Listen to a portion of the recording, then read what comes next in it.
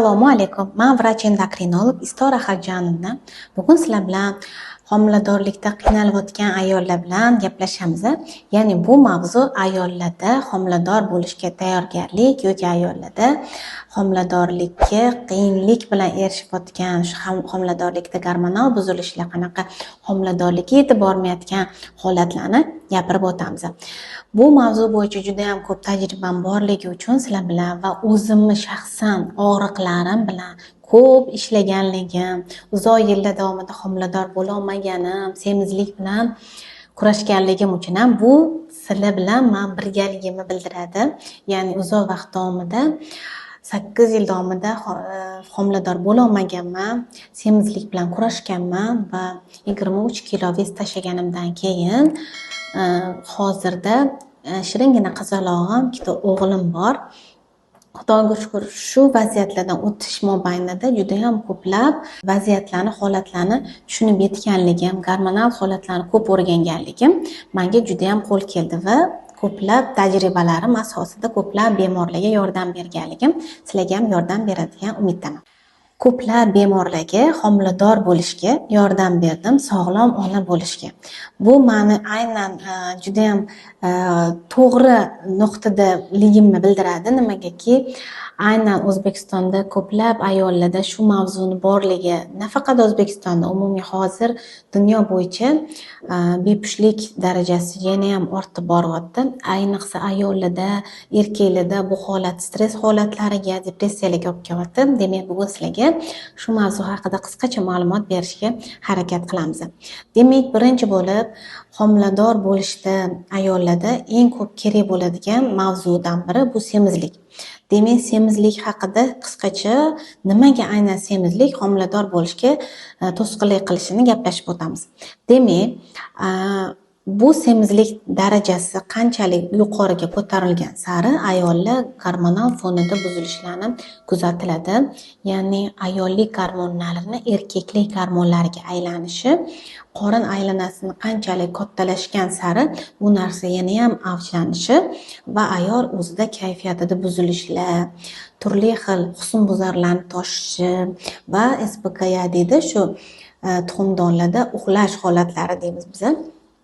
Shunaqa tuxumdonlarni o'zini vazifalarini bajarmay qo'yishi ham aynan homiladorlikka sizlarni yetaklamasligi mumkin. Bu holatda nima qilish kerak? Eng avvalo sizlar ratsioninglarni to'g'ri tuzishinglar va uyqu rejimini to'g'rilashinglar. Agar uyqunglar 10 dan keyin, 11 dan keyin bo'lmasa, demak bu sirazu ayolda gormonal buzilishlarning kuchayishiga va ayollik gormonlarini shu to'g'ri ishlamasligiga olib keladi. Ayniqsa prolaktin degan gormonimiz bor. Bu gormonni yana ham o'zini holatini kuchaytirishi tuxumdonlarning uxlashiga olib keladi va shuni natijasida ayollarda tuxumdonlarda shu ikkita fazani, birinchi va ikkinchi fazani to'g'ri bo'lmasligiga olib keladi. Buni natijasida esa follikullar yorilmaydi, ovulyatsiya bo'lmaydi va ayolda homiladorlik kechikishi kuzatiladi. Bunaqa holatda endometriyam juda ham qisqa, ingichka bo'lgani uchun ham bola homila yopishmaydi va hayz paytida ayol shunaqa yaxshi sezadiki, shu homilador bo'lmoqchi bo'lgan ayolda aynan kutuvlari to'g'ri natija bermaydi va shuni natijasida insonda homilani bo'lmasligi va kechikishi uni depressiyalarga, yana ham gormonal holatini buzilishiga olib keladi. Endi sizlar bilan bu mavzuda gaplashar ekanman. Erkaklardagi semizlik ham bu homilador bo'lishga to'sqinlik qilib, bepushtlikka olib kelishini aytib o'tishim kerak. Ya'ni erkaklarda ham, ayollarda ham semizlik shu gormonlarni to'g'ri ishlamasligiga va aynan o'zini funksiyalarini bajarmasligiga olib keladi. Bu nimaga desangiz, chunki bizani evolyutsiyamizda o'ylab qaraydigan bo'lsak ham, erkaklarimiz juda ham mushaklarini ishlatgan insonlar bo'lishgan. Ya'ni ular har doim mushaklari bilan kuchli insonlar bo'lishgan. Erkaklar shu xususiyatlari bilan bizani himoya qilishgan, himoya vazifalarini juda ham yaxshi bajarishgan. Lekin keyinchalik erkaklarda bu xususiyatlar pasayib, ya'ni bizani himoya qilishi kerak emas, har xil yirtqichlardan va ko'p yugurishi, shu ovlashi kerak bo'lmaganligi uchun ham mushaklarni ko'p ishlatishmaydi. Va bu testosteron holatiga keskin ta'sir ko'rsatadi. Mushakdor erkaklarni ko'pi yaxshi testosteronga ega bo'lgan insonlar bo'ladi va insulini past bo'ladi. Insulin qanchalik semizlik darajasi qanchalik ortgan sari, insulin ko'paygan sari, insulin rezistent bo'lgan sari erkak, shunchalik uni ayollik gormonlarini ta'siri, sezuvchanligi ortib boradi. Erkaklik gormonlarini pasayishiga olib kelgan sari erkak o'sha o'zini kuchliligini, mushakdorligini yo'qotib, ayollik xususiyatlarini oshirishiga va testosteron pasaygan sari shu bepushtlikka yetib borishi yana ham tezlashadi.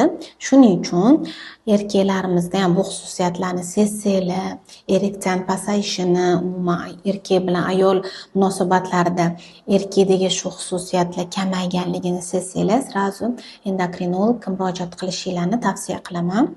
Va hozirgi paytda juda ham bu ko'p rivojlangan energetiklarni, turli shirin ichimliklarni, napitkalarni ko'p ichishi, shirin ichimliklarni ko'p iste'mol qilinishi ham bu xususiyatni yana ham oshishiga, energetiklarni, adrenalinni ko'p chiqarilishiga va erkakni testosteronlarini nima deydi, o'zini joyiga to'g'ri yetib bormasligiga yordam beradi. Ya'ni aynan adrenalin emas, uni tarkibidagi shirin mahsulotlar ham, ya'ni shakari juda ko'pligi ham bu insulin rezistentlikni yana ham oshiradi va semizlikni qancha oshirsa shuncha ko'p bepushtlikka olib keladi. Demak, bunaqa xususiyatlarni erkaginglarda sezsanglar ham, albatta birgalikda endokrinolog huzuriga boringlar va davolanishi, ratsionni to'g'irlashni boshlaganinglardan keyin, uyqu ulanini to'g'irlashni boshlaganinglardan keyin sekin asta bu narsa orqaga chekinadi. Va qalqonsimon bezida umumiy muammolar bo'lgan ayollar agar bepushtlikka qanaqadir sezayotgan bo'lsanglar, sizlarda ya'ni jinsiy munosabatlarda o'zgarishlar, kayfiyatda buzilishlari, menstrualniy siklda buzilishlarni sezsanglar, demak gormonal silada buzilishlar yana ham avjlanyapti. Bunda endokrinologlarga murojaat qilishinglar, to'g'ri terapiya olishinglar juda ham tez follikulalaringlarni yetilishiga va endometriylarni o'sishiga va bepushtlik aynan mana shu homiladorlikni kechikishini, to'g'irlanishiga olib kelishini aytib o'tmoqchiman. Va aynan qalqonsimon bez o'zgarishlar ham prolaktin yaxshigina chiqarilishini ko'payishiga va gormonal holatda yana ham buzilishiga olib kelishi mumkin. Ovqatlanish tarzini to'g'irlasanglar, ratsionni to'g'irlasanglar, gormonlarni to'g'ri ta'sirini sezsanglar, to'g'irlanish, gormonlarni to'g'ri yetib borishi, sizni stressga sezuvchanligingizni pasayishi, magniy preparatlarini to'g'ri qabul qilish, D vitaminini to'g'ri qabul qilish ham sizni homiladorligingizni tezlashtirishiga va jajjigina shiringina farzandinglarni qo'lingizga olishingizga inshaalloh yaxshi natijaga erishishingizga yordam beradi. Demak, sizlarga o'zimni tavsiyalarimni qisqa bo'lsa ham berdim deb o'ylayman va bunaqa holatlar kuzatilsa, albatta man vrach endokrinolog uzoq vaqt davomida shu mavzudan o'tganim uchun ham, o'zim shu yo'llardan yurganim uchun ham sizlarning og'riqlaringlarni his qilaman va sizlarga yordam berishga harakat qilaman. Buning uchun esa albatta menga obuna bo'linglar va savollaringlar bo'lsa yozib qoldirishinglar mumkin.